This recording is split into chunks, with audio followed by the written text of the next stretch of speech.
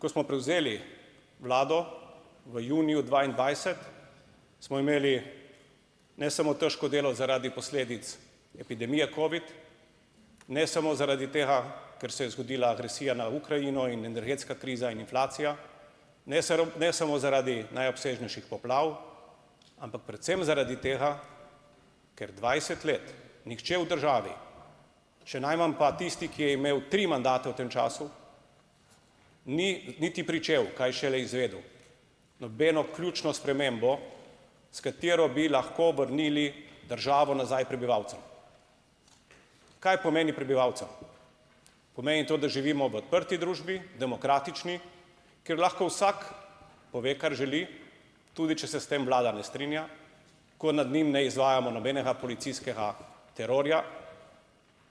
ko pravna država deluje in ji zaupamo, predvsem pa, ko javni sistem, to je tisto naše največje bogastvo, ki ga ima Slovenija,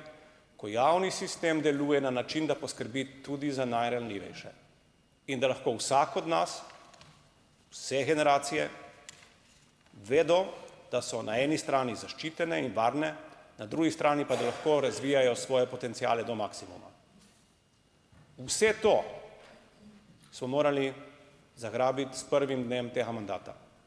In v letošnjem letu se kaže, da nam je na večini področij dejansko tudi uspelo.